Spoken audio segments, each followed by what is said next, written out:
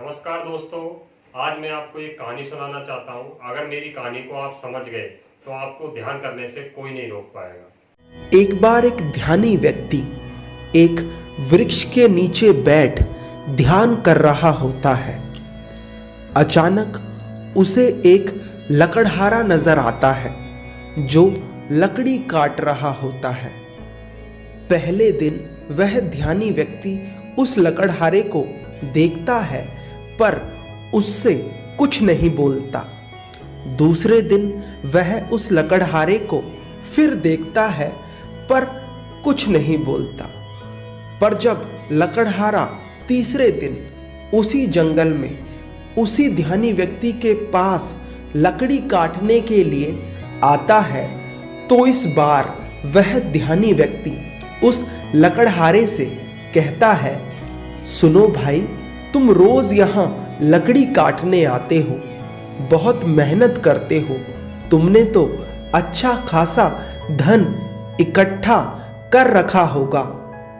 उस ध्यानी व्यक्ति की बात सुन वह लकड़हारा हंसता है और कहता है, जैसा तुम सोच रहे हो वैसा कुछ भी नहीं है।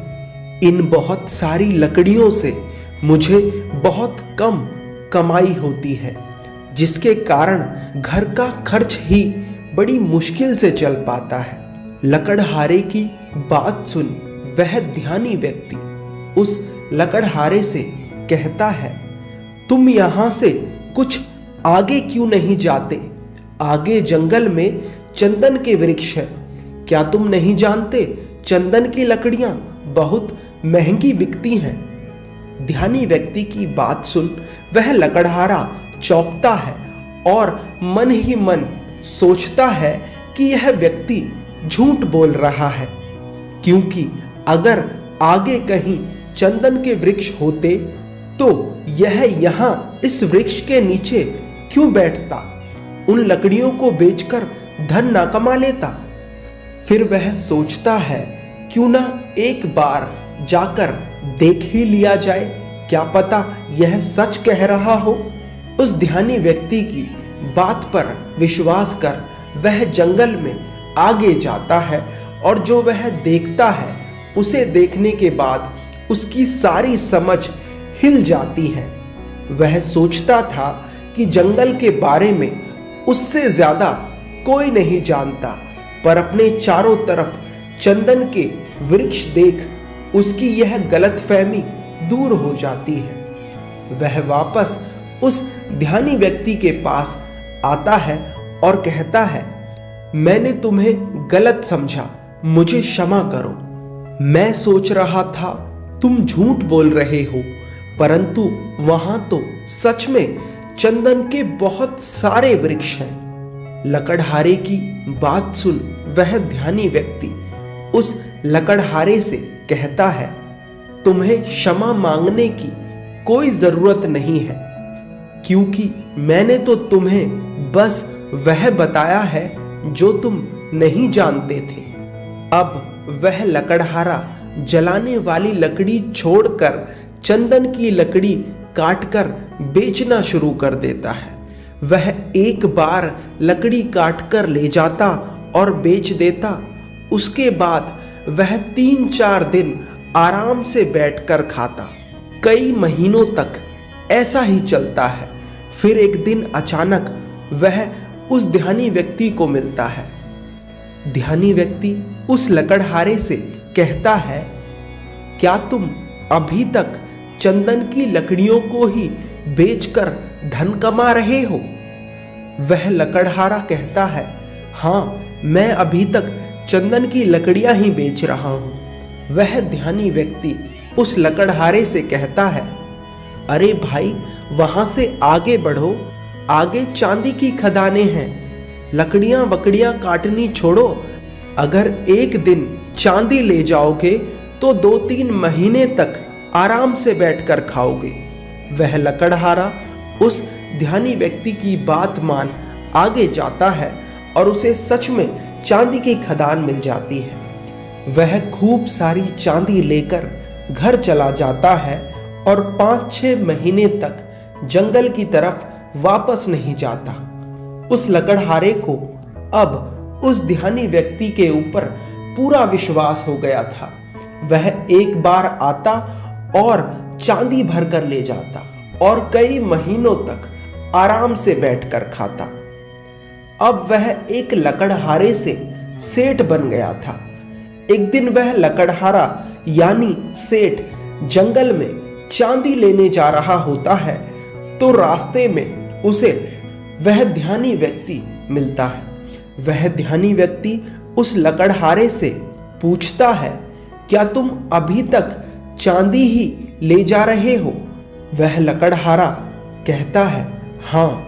ध्यानी व्यक्ति उस लकड़हारे से कहता है, अरे भाई, उससे आगे बढ़ो, आगे सोने की खदान है। क्या तुम्हारे मन में यह कभी नहीं आया कि आगे देख लूं? वह लकड़हारा सोचता है कि सच में यह तो मैंने कभी सोचा ही नहीं। ध्यानी व्यक्ति की बात मान वह लकड़हारा आगे जाता है और देखता है कि चारों तरफ सोना ही सोना है। वह एक बार सोना ले जाता और कई वर्षों तक मजे से बैठकर खाता। कई वर्षों के बाद एक दिन फिर अचानक वह लकड़हारा उस ध्यानी व्यक्ति से मिलता है। ध्यानी व्यक्ति उस लकड़हारे को देख उससे कहता है, क्या तुम अभी तक सोने की खदान तक ही पहुंचे हो? वहां से आगे बढ़ो, आगे हीरो की खदान है।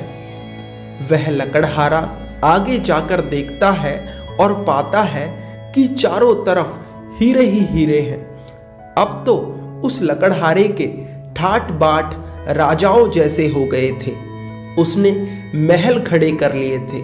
अब उस लकड़हारे की उम्र 60 साल से भी ज्यादा हो गई थी। अब कई दशकों के बाद वह आखिरी बार उस ध्यानी व्यक्ति से मिलने के लिए जाता है। वह लकड़हारा ध्यानी व्यक्ति के पास पहुंचता है और हाथ जोड़कर ध्यानी व्यक्ति को धन्यवाद कहता है। वह ध्यानी व्यक्ति उस लकड़हारे से कहता है, अरे तू अब हीरो पर ही रुक गया, वहां से आगे बढ़। अब तो बहुत सारा धन होने के बाद उस लकड़हारे को भी अकड़ आ गई थी। वह बहुत धनी हो गया था। वह लकड़हारा ध्यानी व्यक्ति की बात सुन कहता है, अब छोड़ो ये सब, मुझे परेशान मत करो। अब हीरो के आगे भला क्या हो सकता है? वह ध्यानी व्यक्ति उस धनी सेठ से कहता है, हीरो के आगे मैं हूं। क्या तुम्हें कभी यह ख्याल नहीं आया कि यह आदमी यहां मस्त बैठा हुआ है, जिसे पता है हीरो की खदान का वह हीरे नहीं भर रहा, इसको जरूर कुछ और आगे मिल गया होगा। हीरो से भी आगे इसके पास कुछ होगा, तभी यह निश्चिंत इस वृक्ष के नीचे बैठा हुआ है। क्या तुम्हें कभी यह ख्याल नहीं आया? उस ध्यानी व्यक्ति की बात सुन वह सेठ रोने लगता है और उस ध्यानी व्यक्ति के पैर पकड़ लेता है और कहता है, मैं कैसा मूढ़ हूं जो यह देख ही नहीं पाया कि जिसने सभी हीरे जवाहरात छोड़ दिए उसके पास जरूर इन सब हीरे जवाहरातों से भी बड़ा कोई धन होगा। मुझे कभी यह ख्याल ही नहीं आया। मैं जानना चाहता हूं कि तुम्हारे पास वह कौन सा धन है जिसके सामने इस दुनिया का सारा धन छोटा है। सेठ की बात सुन वह ध्यानी व्यक्ति उस सेठ से कहता है, वही मैं तुम्हें बताना चाहता हूं। वह धन है ध्यान। वह सेठ उस ध्यानी व्यक्ति से कहता है, पर मुझे तो ध्यान करना ही नहीं आता। वह ध्यानी व्यक्ति उस सेठ से कहता है, ध्यान करना बहुत सरल है। बाहर का धन तो बहुत इकट्ठा कर लिया, अब जरा भीतर की ओर मुड़ जाओ, आराम से बैठ जाओ और देखो तुम्हारे भीतर क्या चल रहा है। अगर कोई अनुभव हो तो उसे पकड़े मत रहो, बस देखो। हो सकता है तुम्हें परमात्मा मिले, पर तुम्हें उन्हें भी नहीं पकड़ना है। तब तक देखते रहो जब तक कि सभी अनुभव, सभी विचार शांत ना हो जाएं। पर ध्यान रहे, जबरदस्ती किसी भी विचार या अनुभव को खत्म करने का प्रयास कभी मत करना। जब कोई अनुभव ना रहेगा, कोई विचार ना रहेगा, तब तुम निर्विकल्प समाधि में होगे। तब ना तो दृश्य बचेगा और ना ही दृष्टा, केवल शून्य होगा और उस शून्य में ही जलता है बोध का दिया। ध्यान करने के लिए केवल एक बात सबसे जरूरी है और वो है धैर्य।